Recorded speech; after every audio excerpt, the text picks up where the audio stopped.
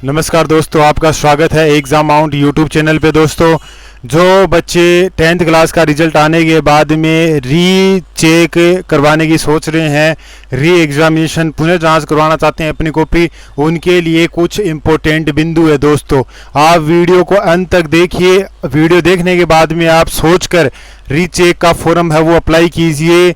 ऐसा नहीं है आप बिना सोचे समझे रीचेक का फॉर्म अप्लाई कर दे और फिर आपके नंबर भी नहीं बढ़े, क्योंकि इससे में कुछ ऐसी चीज़ें हैं जिसकी जानकारी आपको होनी बहुत ही ज़रूरी है, अत्यंत आवश्यक है। देखिए दोस्तों, माध्यमिक शिक्षा बोर्ड जो रीचेक है उसके लिए कुछ बिंदु बताए हैं। उस बिंदु के अनुसार ये है कि आप रीचेक के लिए फॉर्म अप्लाई करेंगे तो इसके लिए आपको जो उत्तर पुस्तिका होगी, आपकी जो नोटबुक कॉपी होगी, उसकी स्कैन प्रति प्राप्त होगी आपको सबसे पहले तो, यानी कि स्कैन प्रति आपको नेट पे वो प्राप्त होगी। तो देखिए, इसके आवेदन के लिए कुछ महत्वपूर्ण बिंदु जानकारी आपको दे दूं। पहला पॉइंट ये है कि जो अभ्यर्थी अब रिजल्ट आ चुका है, उसके रिजल्ट की दिनांक के 7 दिन के अंदर अंदर ही उसको फॉर्म है वो भरना होगा। मात्र 7 दिन मिलेंगे आपको। आपका रिजल्ट 28 तारीख को आया है तो आप केवल 7 दिन जोड़ लीजिए। इन 7 दिनों में आपको है वो फॉर्म अप्लाई करना है। दोस्तों, इसके लिए सामान्य जो शुल्क होगा वो प्रति उत्तर पुस्तिका, यदि आप एक कॉपी जांच करवाना चाहते हैं तो दोस्तों आपको 300 रुपये लगेंगे। यदि आप 2 कॉपी की जांच करवाना चाहते हो तो आपको दोस्तों 600 रुपये हैं वो देने होंगे। 3 है तो आपको 900 रुपये देने होंगे। यदि आप 7 दिन के बाद फॉर्म अप्लाई करते हैं तो आपको 3 दिवस यानी कि 3 एक्स्ट्रा दिन मिलेंगे, लेकिन वो भी विलंब शुल्क के साथ, और आपको 300 रुपये एक्स्ट्रा चार्ज लगेगा। यानी कि जो पहले कॉपी एक 300 रुपये में होती थी चेक, उसके अब आपको 600 रुपये देने होंगे एक कॉपी के प्रति विषय उत्तर पुस्तिका है दोस्तों। और ये आपको ध्यान रखना है कि आप जब फॉर्म अप्लाई करेंगे तो आप ई मित्र केंद्र पे जो वेबसाइट है स्क्रूटनी 2020 पर लिंक दिया हुआ है, उस पर आवेदन करना है आपको। उसी पे आपका आवेदन है वो मान्य होगा।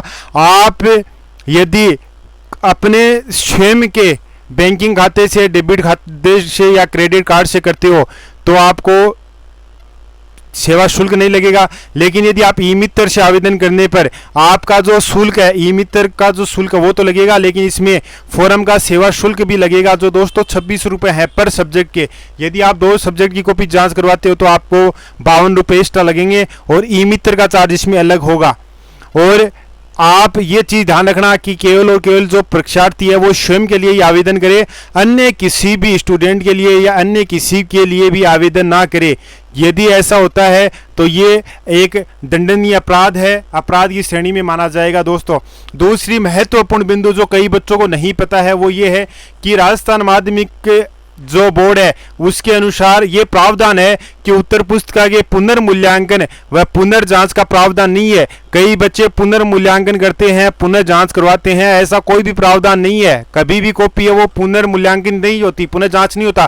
केवल और केवल इसकी समीक्षा की जाती है। समीक्षा का मतलब क्या होता है कि जो उत्तर पुस्तिका होती है उसके अंदर यदि आपके अंक दे रखे हैं तो इनके अंकों का योग भिन्न आ रहा है, ये जानकारी आप प्राप्त कर सकते हो।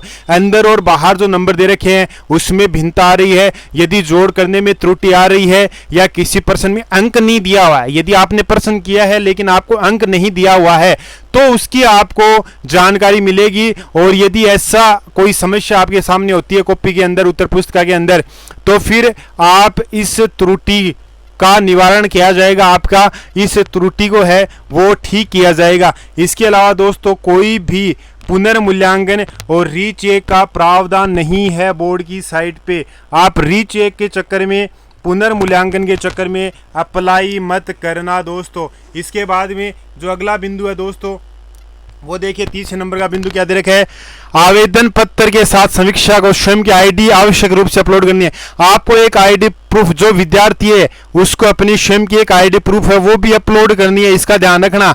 इसके अलावा ये है कि जो ई मित्र का सेवा शुल्क है वो प्रति कॉपी 26 रुपये एक्स्ट्रा लगेंगे।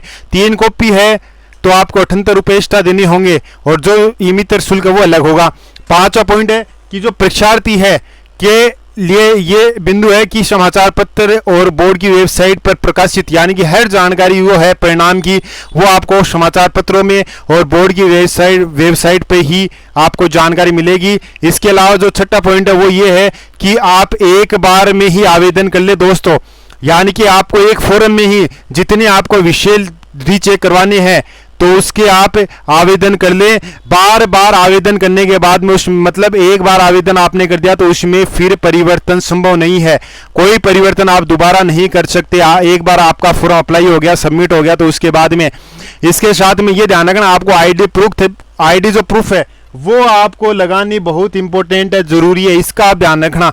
जो अगला पॉइंट 8 नंबर का वो ये है कि परीक्षार्थी एक अथवा अधिक सभी, यदि आप सभी सब्जेक्ट का मूल्यांकन करवाना चाहते हो या उत्तर पुस्तिका प्राप्त करना चाहते हो तो आप सभी सब्जेक्ट का नाम लिखिए फोरम के अंदर। लेकिन ध्यान रखना दोस्तों कि आप केवल एक बार में एक ही विषय है उसको अंकित करेंगे, आप केवल और केवल एक फोरम में ही सारी विषय की जानकारी है वो देनी होगी, अलग अलग फोरम आप हर सब्जेक्ट के लिए अप्लाई नहीं करेंगे।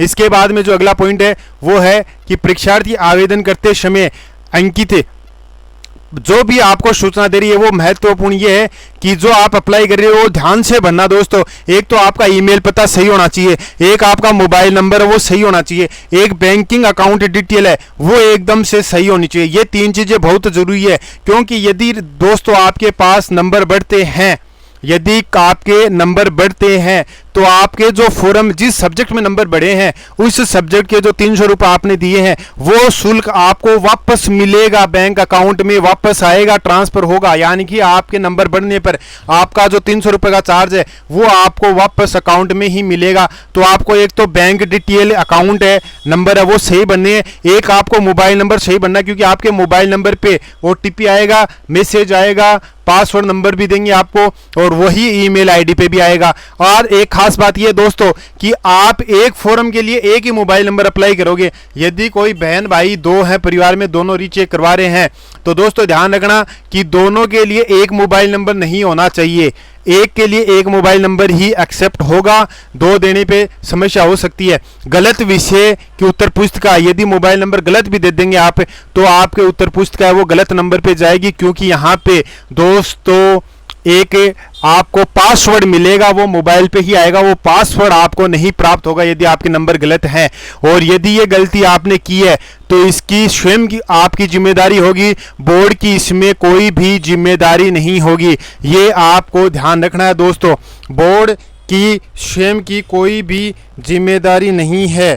अब अगला जो पॉइंट है वो देखिए आपके लिए खास बिंदु है दोस्तों, ये आपके लिए इम्पोर्टेंट पॉइंट है, ये जो आपको काम में आएंगे दोस्तों। अगला जो पॉइंट है वो देखिए क्या दे रखा है, अगला बिंदु जो है अपने पास वो देखिए आप दोस्तों।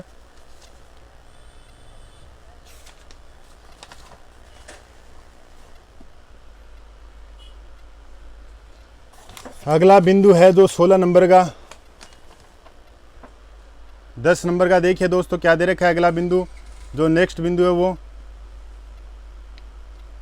कि यदि आप के नंबर में वृद्धि होती है, पुनर्मूल्यांकन में यदि आपके नंबर में परिवर्तन होता है तो दोस्तों आपको यदि आपके नंबरों में वृद्धि होती है तो आपको 300 रुपये वापस आपके बैंक अकाउंट में प्राप्त होंगे। इसलिए आप स्वयं है वो अकाउंट नंबर आप सही करेक्ट भरोगे। इसके बाद में देखो चयन प्रक्रिया के आवेदन करने के पश्चात, ये इंपॉर्टेंट बात है, कई बच्चे आवेदन कर देते हैं लेकिन इनको उसके बाद में कोई भी जानकारी है वो नहीं मिलती है कि अब क्या होगा।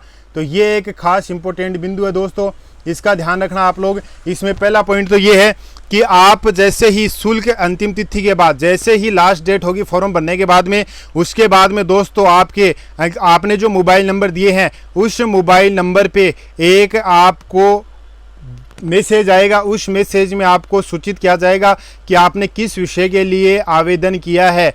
और जैसे ये आपको मैसेज आएगा तो आप कन्फर्म हो जाओगे कि आपका जो आवेदन है वो बोर्ड को प्राप्त हो गया है। मैसेज आने के बाद में ये सारी की सारी सूचना लास्ट में होगी, जैसे ही एग्ज़ाम फॉर्म अप्लाई है उसकी डेट के बाद में ये प्रोसेस होगा। ये क्रमबद्ध तरीके से होगा। प्रत्येक विद्यार्थियों को पंजीकृत संख्या का आवंटन किया जाएगा, यानी कि आपको एक पंजीकरण नंबर दिया जाएगा, उसी के अनुसार सारा काम होगा। यही नंबर आपके काम में आएंगे। और ध्यान रखना, यदि आपके पास जो भी परिणाम होगा, यदि आपके नंबर नहीं बढ़े हैं तो भी सूचना मिलेगी, यदि आपके नंबर बढ़े हैं तो भी आपको सूचना मिलेगी। यदि आपके पास जो भी सिस्टम है नंबर बढ़ने का सूचना का, वो उत्तर पुस्तिका स्कैन कॉपी के साथ बोर्ड की वेबसाइट पे, आपके घर पे ना आकर बोर्ड की वेबसाइट पे आप ये नंबर देखोगे बढ़े हैं या नहीं बढ़े, इसकी सूचना मिलेगी, चेंज हुए हैं या नो चेंज है।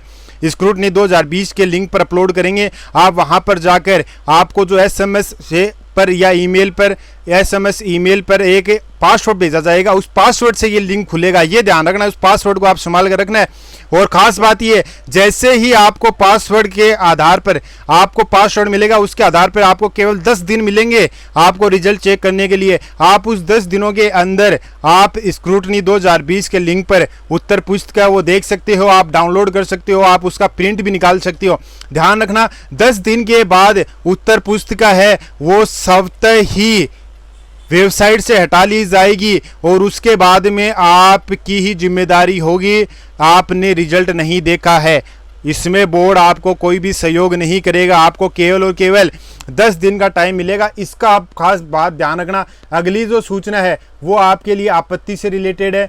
तो अगली सूचना देखिए क्या दे रखी है कि बोर्ड द्वारा उत्तर पुस्तिका की समीक्षा करवाकर यदि कोई त्रुटि पाई जाती है तो उसका निस्तारण करने के बाद उत्तर पुस्तिका की स्कैन कॉपी भेजी जाती है। ये ध्यान रखना, जैसे आप अगला रिपोर्ट करोगे, आपका फॉर्म भरा जाएगा तो उसके बाद में पहले जांच की जाएगी। यदि उसमें कोई त्रुटि होती है तो उसका निस्तारण करने के बाद उत्तर पुस्तिका उसकी स्कैन कॉपी भेजी जाएगी।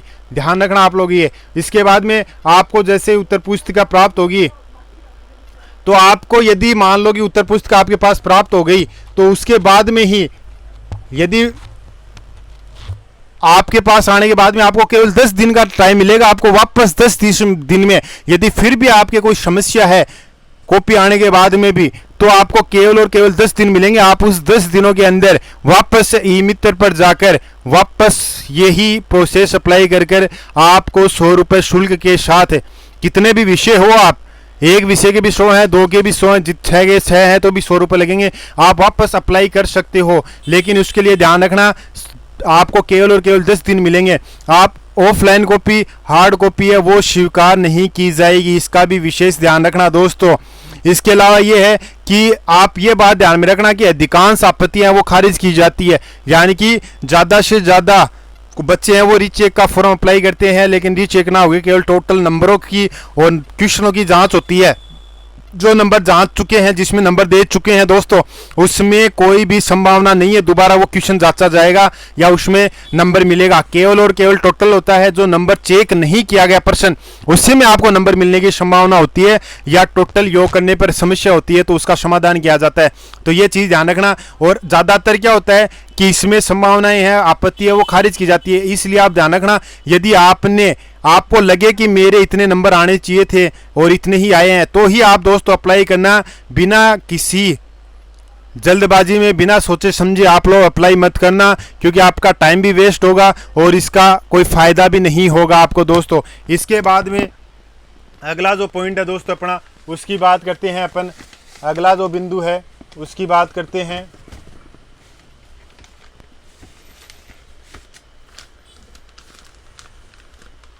देखिए दोस्तों, अगला जो पॉइंट है रीचेक के लिए, उसका है कि बोर्ड द्वारा परिणाम घोषित किए जाने के बाद तथा एक साथ बड़ी संख्या में आवेदन पत्र प्राप्त होते हैं। जैसे रिजल्ट घोषित होता है उसके बाद में कई बच्चे आवेदन करते हैं, तो ये खास बात ध्यान में रखना दोस्तों कि आवेदन करने के बाद में टाइम लगेगा, तो समय लगेगा, तो आप जल्दबाजी ना करें, आपका रिजल्ट उसमें लेट हो सकता है, टाइम भी लग सकता है। इसीलिए आपको एक महत्वपूर्ण सूचना है कि आप ये ना देखें कि आपका रिजल्ट नहीं आया तो आप बोर्ड को फ़ोन करें, बोर्ड की साइट पे फ़ोन करें। आप का नंबर आने तक आपको धैर्य रखना है, जल्दबाजी में आप फ़ोन नहीं करें, बोर्ड को काम में टाइम लगेगा। एक और बात आपको बता दूं दोस्तों, आप एनी टाइम में आपके पास जो लिंक आएगा उस लिंक से आप एनी टाइम आपके जो फोरम की समीक्षा है, जो पत्र उसकी समीक्षा है वो कर सकते हो बोर्ड की वेबसाइट पे जाकर कि क्या प्रोसेस चल रही है। और एक और महत्वपूर्ण बात है दोस्तों, बहुत ही महत्वपूर्ण बात है, जो बच्चे रीचेक का फॉर्म अप्लाई करते हैं उनके लिए बहुत इंपॉर्टेंट बात यह है कि वो ये देखते हैं कि मैंने रीचेक का फॉर्म अप्लाई कर दिया, मेरे नंबर बढ़ जाएंगे। तो आप ये मत सोचना कि आपके नंबर बढ़ेंगे ही, बढ़ेंगे तो बहुत अच्छी बात है, लेकिन यदि आपको किसी बच्चे की सप्लीमेंट्री आ रही है तो वो सप्लीमेंट्री की तैयारी करे, पूरक परीक्षा की तैयारी करे दोस्तों। यदि किसी को एडमिशन लेना है तो वो एडमिशन ले, इन नंबरों के भरोसे ना बैठे, ये सोचकर ना बैठे कि मेरे नंबर बढ़ेंगे, मैंने रीचेक का फॉर्म भर दिया। ये संभावना बहुत ही नगण्य मात्र होती है, बहुत कम बच्चों के ये संभावना होती है कि परिणाम वो परिवर्तित होता है। 99% बच्चों के तो एज इट इज ही रिजल्ट आता है, रीचेक वालों के भी। तो आप इस भ्रम में ना रहना कि मेरे सप्लीमेंट्री आई है, नंबर बढ़ जाएंगे तो मैं सप्लीमेंट्री के पेपर में नहीं बैठूंगा, मैं पास हो जाऊंगा। आपको सप्लीमेंट्री पेपर, पूरे पेपर है उसकी तैयारी करनी है दोस्तों। और लास्ट इंपॉर्टेंट बात है, यदि आपको कोई और भी जानकारी प्राप्त करनी है तो आप 014526322068 पर कार्यालय समय के टाइम में, कार्य दिवस में संपर्क करें। छुट्टी के दिन फोन ना करें, और जो समय है 10 से 5 उसी टाइम में फोन करें। इसके अलावा आप फोन करें ना, ताकि आपको कोई जानकारी है तो वो जानकारी है वो मिल जाएगी। अति आवश्यक हो तो ही फोन करें, ऐसे फोन करके टाइम ना खराब करें दोस्तों बिना कारण से। यदि आपको लगे कि अब आपको रीचेक करवाना है तो ही आप रीचेक पुनः जांच कराओ, पुनः मूल्यांकन कराओ, अदरवाइज आप टाइम और पैसा वेस्ट मत कीजिए दोस्तों। यदि आपको ये बातें अच्छी लग रही है, वीडियो अच्छा लग रहा है तो चैनल को सब्सक्राइब भी कीजिए, बेल आइकन भी दबाइए और शेयर भी कीजिए, दोस्तों को भी बताइए।